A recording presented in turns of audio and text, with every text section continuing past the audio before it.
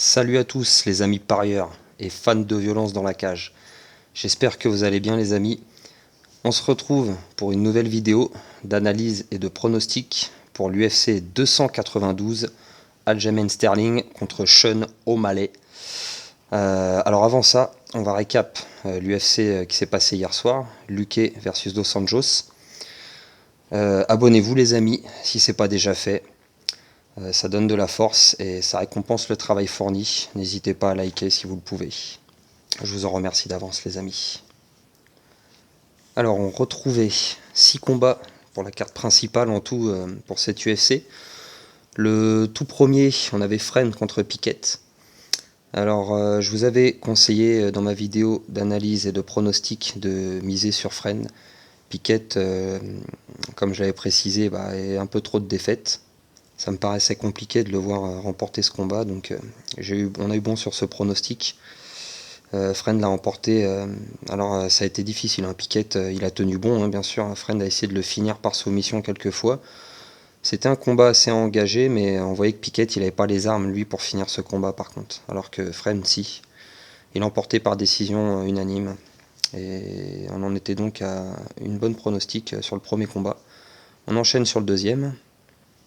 On retrouvait Aji Dobson contre Nchukwi. Alors ces deux-là, c'était pas facile à pronostiquer parce qu'ils étaient sur 2 défaites chacun. Aji Dobson, il était sur 2 défaites par décision. Nchukwi, lui, il était sur 2 défaites par finition, où il s'était fait finir. Quand on le voit comme ça, on a plus tendance à partir sur Dobson. Mais vu que je connaissais pas trop les deux gars plus que ça, je m'étais basé un petit peu sur les cotes aussi, hein, ça aide aussi à choisir. Et Nchukwu était donné vainqueur. Dobson était donné perdant par les cotes. Et au final, quand j'ai vu le premier round, où j'ai vu Dobson quand même pas assez supérieur à son adversaire, je suis retourné voir les cotes, voir si je m'étais pas trompé, et j'ai vu que la cote de Nchukwu, elle était déjà passée à 3. Alors je sais pas si parce que le premier round était déjà engagé, mais enfin bref. Il y a peut-être une erreur sur les cotes pour ce combat. Dobson l'a emporté par décision et c'était mérité. Donc là, une erreur sur ce combat-là. On en était à 1 sur 2. On enchaîne pour le combat suivant. On retrouvait les brésiliennes Viana contre Lucindo. Je vous avais conseillé dans ma vidéo de parier sur Lucindo, plus jeune que son adversaire. Elle l'a emporté par soumission. Un beau parpaing en début de deuxième round qui a envoyé Viana contre la cage aussi. Lucindo elle est restée patiente, elle n'a pas accéléré pour essayer de la finir trop vite et elle a fini par trouver la clé au sol. Donc victoire pour ce combat là aussi, le pronostic était bon, on en était à 2 pronostics de bons sur 3. On enchaîne le combat suivant. On retrouvait Khalil Rountree Jr. contre Chris Daukaus. Gros puncher dans ce combat avec les deux Daukaus qui étaient quand même sur plusieurs défaites contre le top des poids lourds. Je vous avais conseillé de parier sur Khalil Rountree Jr. qui était sur une belle série de victoires. Et j'avais même indiqué dans ma vidéo que c'était sûrement le pari le plus sûr à faire en dehors du combiné. Et Rountree, Daukaus avait bien commencé le combat. On va pas mentir, il a bien commencé le combat avec de belles séries au point. Mais à un moment donné, il s'est fait attraper par Rountree et puis il est tombé et il s'est fait terminer au sol. L'arbitre a arrêté parce qu'il était sonné. Donc c'était une belle victoire de Rountree qui a demandé à la fin du combat un combat en main event. Donc on ne s'est pas trompé sur ce combat-là. On en est donc à 3 pronostics de bons sur 4. On enchaîne avec le combat suivant les amis. Alors on retrouvait Cub Swanson contre Dawodu, je ne me rappelle plus de son prénom. Comme vous pouvez voir, sur celui-là j'ai mis une croix en rouge et vert parce que j'avais pronostiqué une victoire de Dawodu. Et si vous avez regardé le combat, je ne sais pas ce que vous en pensez les amis, n'hésitez pas à me le dire en commentaire, mais pour moi je trouve que c'est un vol pur et simple. Cub Swanson, je l'adore, hein, j'adore ce combattant, et c'était un peu, je pense, un petit peu ses derniers combats, on voit que sa famille était au bord du ring, parce qu'il a 39 ans. Compliqué, il fera plus de run vers la ceinture, ça c'est sûr.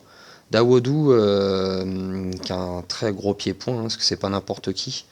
Pour moi, il a contrôlé ce combat. D'ailleurs, je vais vous montrer les stats. Voilà les stats qu'on peut retrouver du combat, qui ont été affichés en plus à la fin du combat avant de donner la décision. Moi, je vous dis la vérité, je m'étais déjà levé. J'étais déjà parti chercher un truc dans le frigo. Je pensais qu'on allait passer au combat suivant et qu'on allait entendre la victoire de Dawodu donnée par l'arbitre. Et au final, ils ont donné la victoire à Cub Swanson. J'ai pas compris.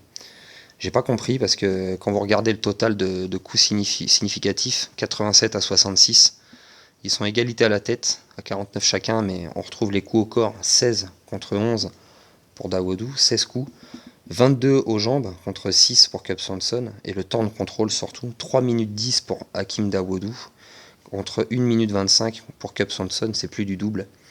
Ils ont mis 1 sur 2 pour les takedowns pour Cub Swanson, mais c'est un takedown dans la dernière minute, sans dégâts, et Dawodu a même réussi à se relever dans la dernière seconde. Donc j'ai pas compris. J'ai pas compris sincèrement, c'est pour moi un vol. J'avais pronostiqué moi une victoire de Dawodu, donc forcément je suis un peu écœuré de cette décision. Mais enfin voilà quoi, c'est du vol pour moi. Enfin bref, on enchaîne avec le combat suivant. Parce qu'on en est donc pour les pronostics.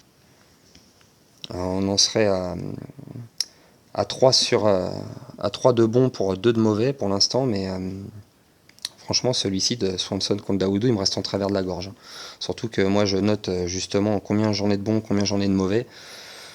Quand on pronostique Dawodu, qu'on voit le combat qu'il y a eu et la décision des juges, ouais, c'est clair que ça laisse amer. Enfin bref, on enchaîne sur le combat suivant donc. Le combat principal, on retrouvait Vicente Luque contre Dos Anjos. J'avais pronostiqué Luque. Pourtant il était donné pardon par les cotes. Dos Anjos qui a été champion hein, lightweight, ça on le sait, ça fait quand même bientôt une dizaine d'années. Gros parcours à l'UFC, il a un palmarès de dingue. C'est je pense qu'il a vraiment incité les pronostiqueurs parce qu'il était sur une victoire en welterweight depuis sa dernière défaite en lightweight contre Rafael Fiziev. Il était revenu avec une victoire contre Barbarena en welter. Mais contre Vicente Luque, je le sentais pas pour Dos Anjos parce que Dos Anjos, quand on se souvient de ses défaites en welter, que ce soit contre Kamaru Usman ou Colby Covington, Leon Edwards, il a souvent été dominé en grappling parce que c'est pas un vrai welter, c'est plutôt un lightweight.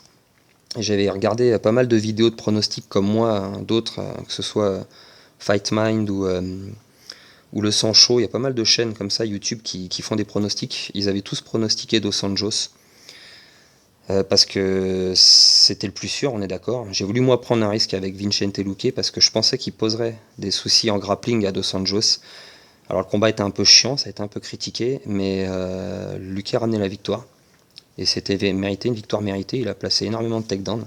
Même si Dos Anjos s'est bien défendu, il se relevait, il n'y a pas eu énormément de dégâts. C'était quand même une victoire méritée selon moi pour Luque, et pour tout le monde d'ailleurs. Donc j'étais bien content parce que là c'était la grosse cote celle-ci, hein, pour un pari simple, c'était le combat sûr. J'avais annoncé soit Luque, soit Rountree. Les deux sont rentrés. Moi j'avais fait personnellement un combiné de Rountree avec Lucindo.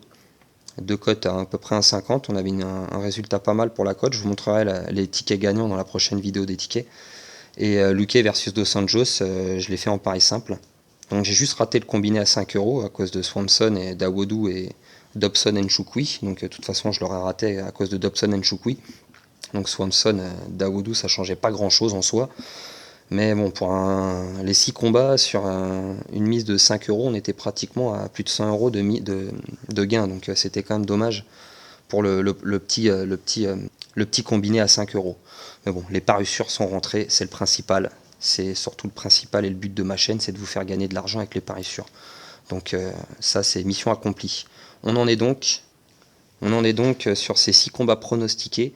4 de bons, 2 où je me suis trompé, mais bon, j'ai mis, vous voyez, une croix rouge et verte pour Swanson Dawodu comme tout à l'heure, parce que celui-ci, on va dire 4,5, donc 4,5 sur 6, avec un combat volé, on va dire que c'est plutôt pas mal. C'est plutôt pas mal, on va essayer de faire encore mieux la semaine prochaine, donc pour l'UFC de la semaine prochaine, donc c'est parti, on va partir sur les pronostics pour l'UFC 292, donc Aljamain Sterling contre Sean O'Malley. Donc on va commencer par le premier combat de la carte principale. Alors il y a un combat, il faut savoir, qui a été annulé, Cody Garbrandt, apparemment pour blessure. Je voulais attendre un peu, voir s'ils allaient le remplacer, mais j'ai regardé la carte préliminaire. Il n'y a pas un combat de la carte préliminaire, je pense, qui est suffisamment de combattants connus pour être monté sur la carte principale. Je pense que l'UFC va rester avec une carte principale de 5 combats.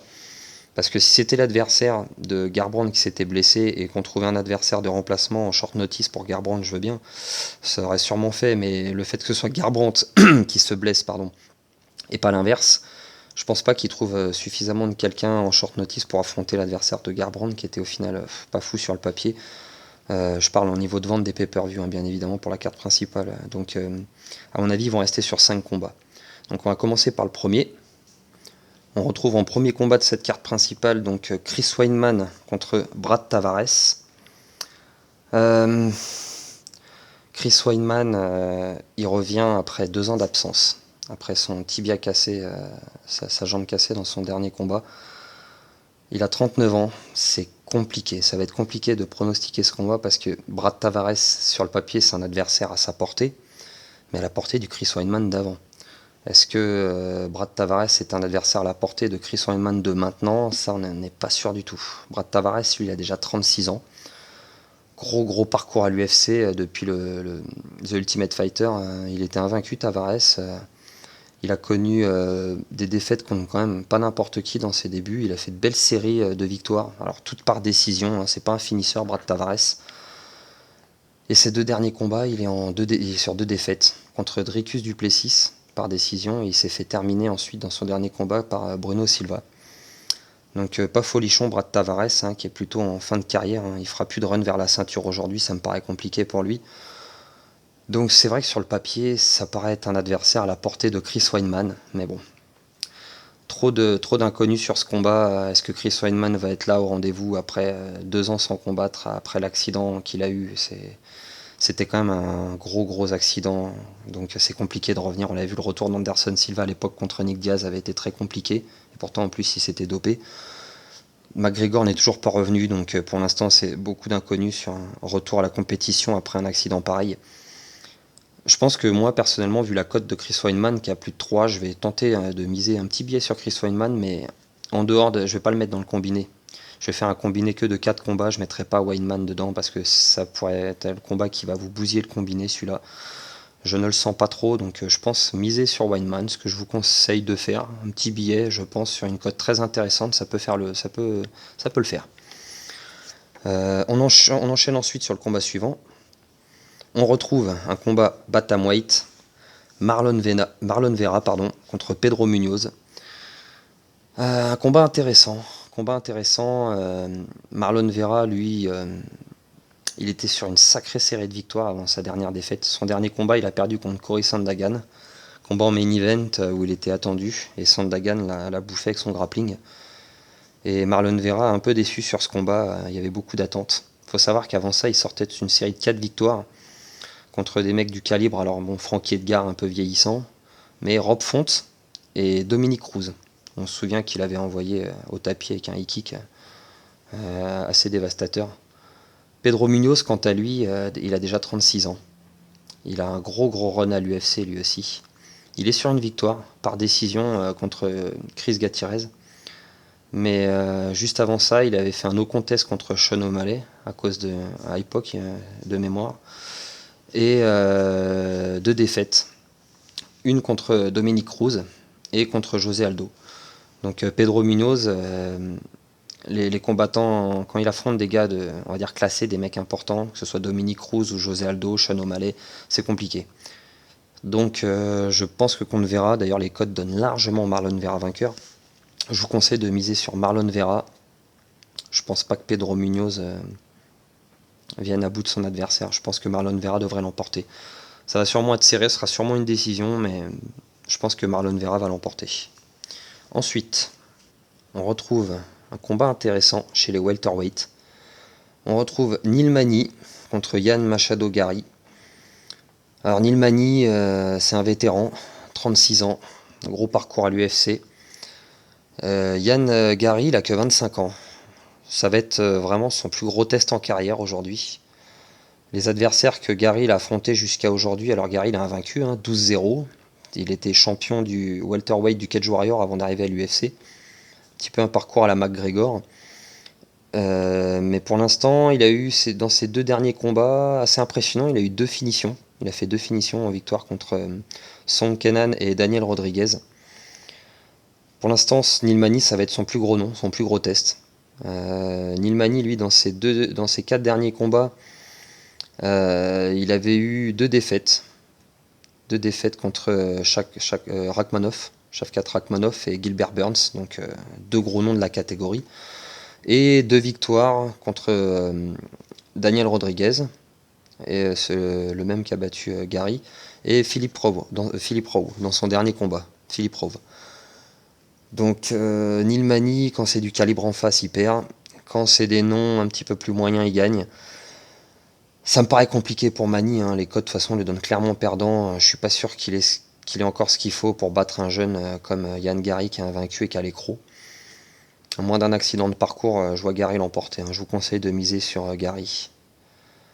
Ensuite, combat suivant, on retrouve la championne Zhang Weili, championne strawweight de l'UFC, contre Amanda Lemos, la brésilienne.